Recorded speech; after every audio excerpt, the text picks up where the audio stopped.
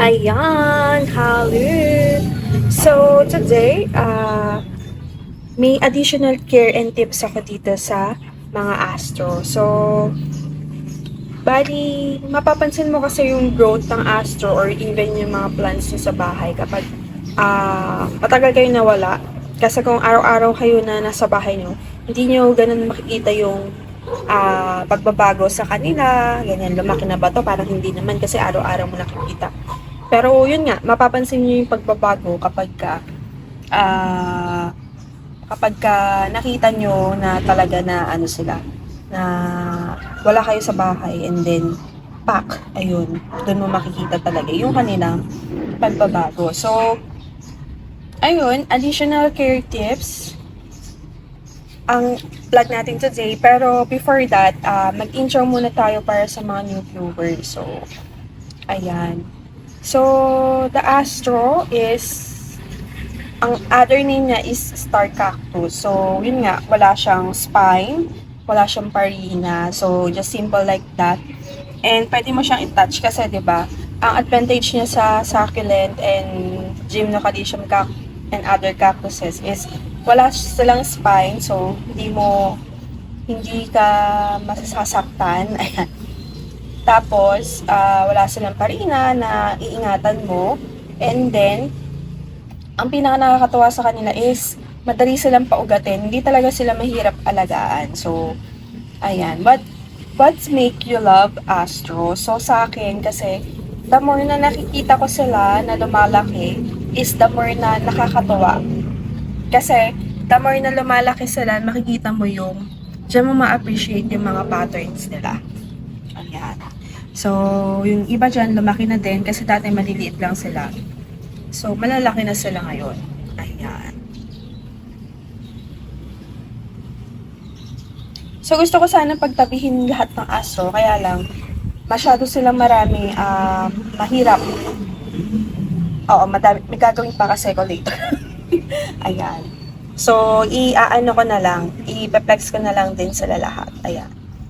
So, ayun, dito din sa astro, pag nag-arrange kayo, ang magiging problema niya lang is yung space pag lumaki sila. Ayan. Ayan.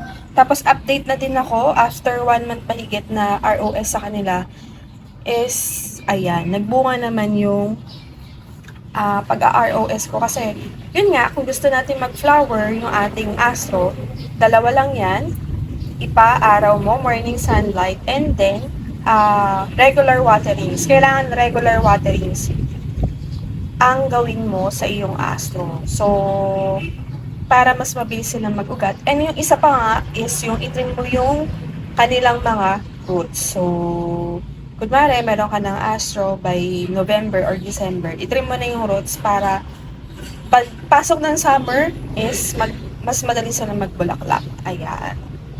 So, ngayon kasi yung growing season nila, the summer, ayan. So, ano pa? So, again, sa soil mix, ayan. Kung magtutubig ka is considered mo yung soil mix mo, drainable ba? At saka yung pot mo, baka super laki, malunod naman kapag lagi mo nililigan. Ako kasi every 2 days ako nagdidilig sa kanila. So, masiba sila sa tubig. Ayan. So, ayun, nakakatuwa kasi ito, ayan, nag-flower na siya. So, ito, hinihintay ko kasi ang ganda ng pattern niya.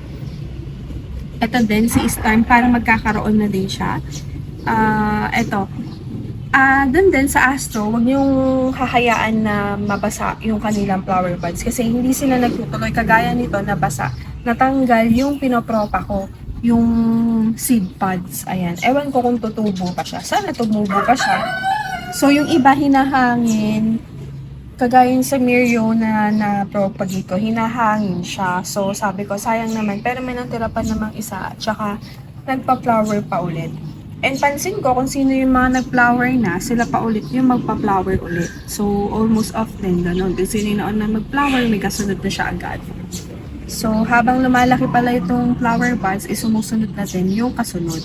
So, ganun siya. Hindi ko alam kung lahat, pero pansin ko kasi sa akin ganun eh. Halos lahat ng nag-flower may mga kasunod na sila agad.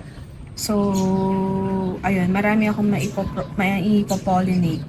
So, excited na ako dito kung ito magpa-flower. Tapos, ayan, star shape siya kasi, meron siyang kurbada, di ba? Ayan, yan ang star shape yung mga may kurbada. Hindi parang pizza, star shape na, di ba?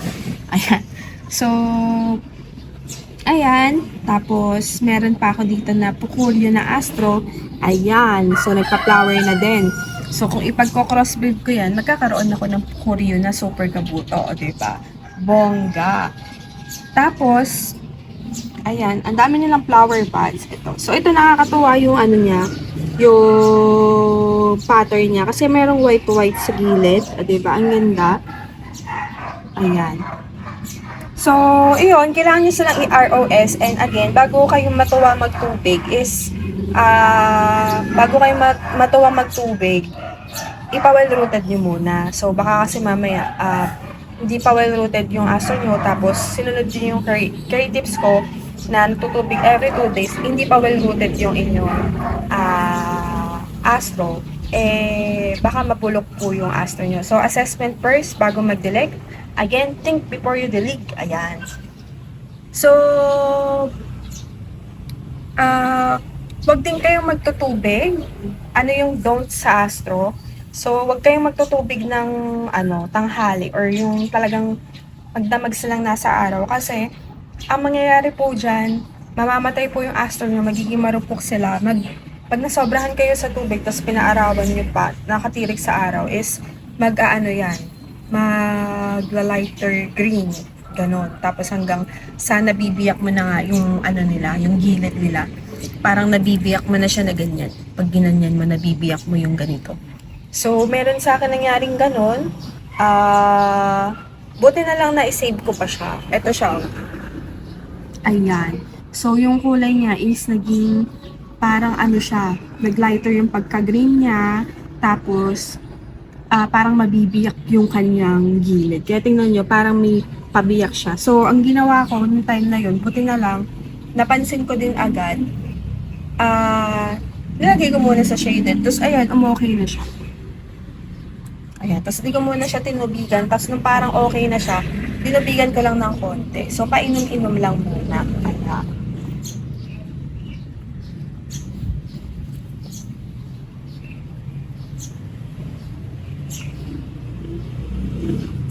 Ito yung nasunod ko na super kabuto na astro. Star shape po yan. Yung ilalim niya is pakurbada. So, merong different types of star shape. Meron yung perfect shape. Yung sinasabi nila na sexy. Ayan. So, sino mga perfect shape dyan? Ayan. Ito din, star shape yung niya. Yung, kung napanood niyo yung pagpe-flex ko yan. Yung ilalim niya. Ka-star shape. Ayun. Yung iba naman star shape na ganyan. Yung iba ganito. Asan ba yung perfect shape ko na? So, meron ako dito So, asan na siya? Gilid-gilid kasi. Minsan kasi pagka sobra na sila sa araw is tinatago ko na sila dito sa mga gilid-gilid nila. Oo. So, yun din kapag ka in-ROS biglaan kasi yung inyong astro, masusunog din yan at pumapangit din yung kulay nila. Parang ito. Ayan, nasunog siya. Ayan. Yung mga super kabuto, parang sila, hindi sila madaling masunog. Kung masusunog sila, ganyan. Pero kasi yung ibang astro na nasusunog is talagang kawawa yung itsura. So, yung mga puti-puti, parang yun yung nila yung pang-protect na nila talaga sa araw. Hindi sila ganun na pumapangit agad. Ayun, ito lang. Pero umokay na yan. Nung una, parang kawawa talaga yung itsura niya. Umokay na siya. So, ito yung pinakauna kong astro. Ayan. So, hinihintay ko itong mag-flower. Actually, ito yung pinakauna kong in-ROS. Matagal ko na itong naka-ROS. Parang mga 3 months. Ganyan. Samantalang sila, 1 month lang. Mas tinutubigan ko pa to. Actually, maluwang nga yung part ito para sa kanila compared dito. Diba? So, ayun. Sabi ko, ba't hindi kaya ito nagpa-flower?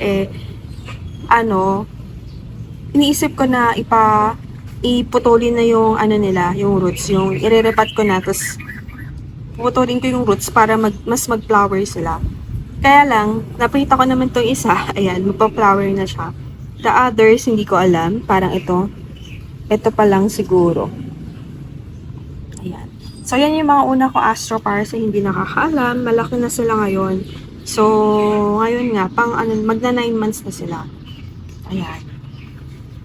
So, para mag-flower din yung Astro, kailangan ma-achieve muna nila yung maturity nila. Ayan. Pero may mga maliliit pa rin na Astro na nagpa-flower. So, ayan. Dito tayo sa part na to. So, dito, ayan. Meron na din tong flower bud. Ayan. So, kapag napa-well hydrate na sila, magiging floppy nga sila at super below. Tingnan nyo yung pattern nito. Diba? Ang ganda. So, yung pattern nito, ano siya, parang, di ko alam kung B-type, pero parang ganun na din, B-type. So, ayan. The more na lumalaki sila, dyan yung ma-appreciate yung mga pattern nila. Kasi pagka ganito lang, hindi mo siya ganun ma-appreciate yung pattern. Ito din, maganda to kapag lumaki. So, madaming types pa rin ng mga super kaputan na Astro, yung mga may mga galing sa US na pagkamahal-mahal, libo ang halaga. So, yung mga malalaking Astro din is nasa 1,000, 900, 700, yung presyo yung malalaki na columnar. The columnar is mas mahal compared sa mga flat na Astro. Hindi ko alam kung bakit mas mahal ang columnar. Siguro kasi magandang tingnan. So, ayan, pa-columnar. Ayun pa yung isang pa-columnar. Ayan. So, ito nga yung anim na to, yung first Astro ko. Andyan na lahat. May columnar, may flat, may middle, ganon. So, ayan. Ito talaga, oh. Ganda talaga nito. So, parang ganito yung nakikita ko kasi sa online, 350 binibenta. Ito, nabili ko lang to ng parang 90 kay Leaf and Tel. Kasi, nag-aabang lang talaga din ako ng sale. So, pag nakakita ko ng babenta ng Astro, parang gusto ko pong bumili kahit ang dami-dami ko ng Astro kasi nakakatuwa sila, tsaka nakaka-addict sila, promise. Ito din, ayan, may daming flower buds nito pag nagkataon. Ayan. Ayan yung pupuyo, yung mga star shape natin na maliliit na B-type. Ayan. Ayan. Asan ba si Goryo? May mga Goryo ako dito. So, punta tayo sa kapila. So, Turtle Astro. Ayan. O, diba? May ngumasap eh. Kakainis.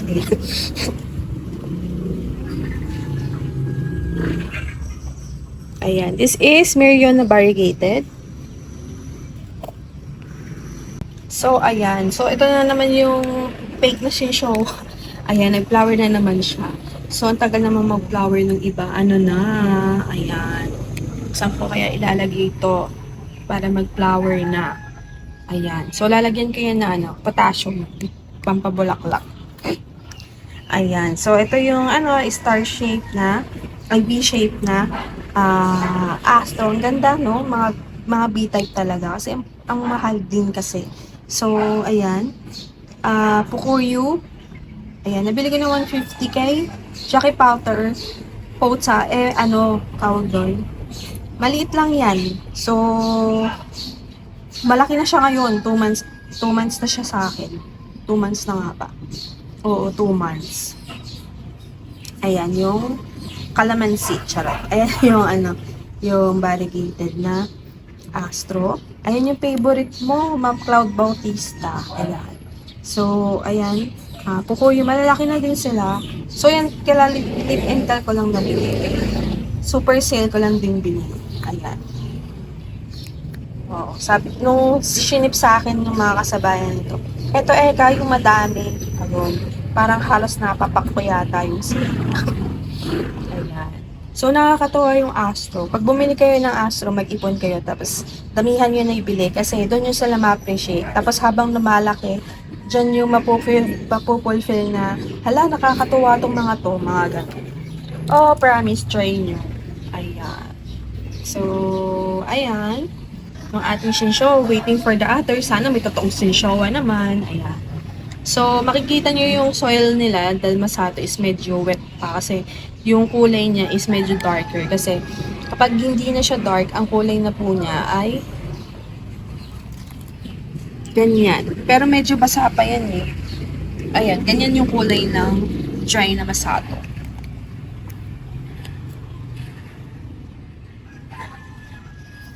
So, punta tayo dito. This is the, ayan, yan si Goryo.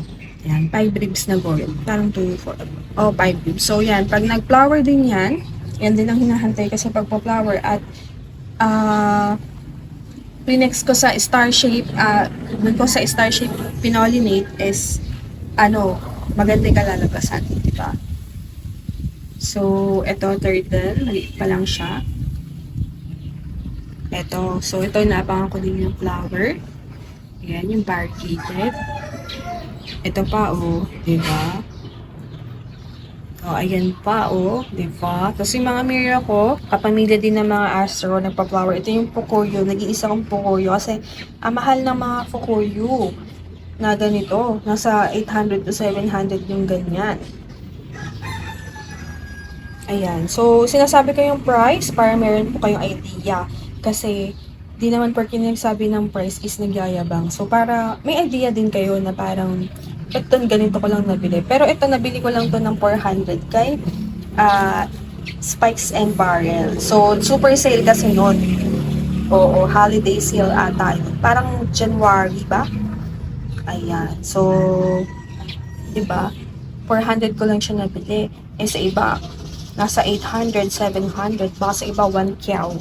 So, ayun. Pero hindi ko alam na ganun yung mga presyo niya talaga. Parang nung pagkabili ko, nakita ko lang na, mahal naman pala sa iba. Ganun. Ayan. So, ito rin, 500 ko nabili. So, columnar na Mirio siya. Ayan. Ayan yung mga variegated natin na bago. And then, dito tayo. So, diba? Patalbog-talbog. So, ito yung iba. Meron na din flower bud. Ayan. Ito pa nga, wapak na wapak, diba? So, diba meron columnar? Ito naman, parang kinda flat. Kunin natin.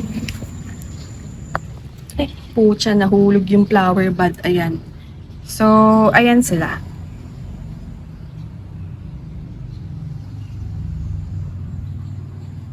So, next, ito. Ayan. So, ito yung clamp. Tapos, nahihirapan na din ako actually sa kanila kasi, bukang-buka na yung, tsaka, ayan, naiipit na siya. So, ang dami kong ililipat actually talaga. So, ito pa. So, ayun, hinahangin tsaka nababasa yung, seat pads. Pero, hinahayaan ko lang sila dyan sa, nila. Baka sakaling bumuka pa eh. Pero mukhang hindi na. Anyway, ayan. Pati itong variegated na to, inano ko yan. Pinolinate ko yan, nawala, inahangin talaga. Ewan ko ba? Ayan. So, yun lang. Yun lang yung aking vlog today. So, kung gusto nyo ng astro, matutuwa talaga kayo sa astro. I-try nyo. And, hindi nga sila mahirap alagaan. So, mas ma-appreciate nyo sila kung marami kayong mga astro. So, ayun, the more na lumalaki sila is, makikita mo yung kanilang shape or yung kanilang pattern. Ayun. So, ingat din sa pagtutubig ha. Mas madaling habulin ang astro na dehydrated kesa sa overwatered. So, pag dehydrated, usually sa lower stem nila, makikita nagkukulubot, nag-iiba yung deform, and kung napansin mo na nagdidilig ka pero hindi pa rin okay yung form niya, tawag dito, baka may problema sa root. So, i-check mo. Bukayin mo. Ayan. So, ito yung yung pinlex ko dati na dehydrated so much dun sa aking vlog. Ito. Ayan, diba? Dati dehydrated na dehydrated. Ayan. Okay na siya. Ayan. So, that's all for today. Thank you for watching at everything nice with sa akin and vlog. This is your nurse, Bentita saying, God bless po. At laging mag-ingat. Ayan. I hope nag-enjoy kayo at nakapagbigay ako ng informative vlog today. Ayan.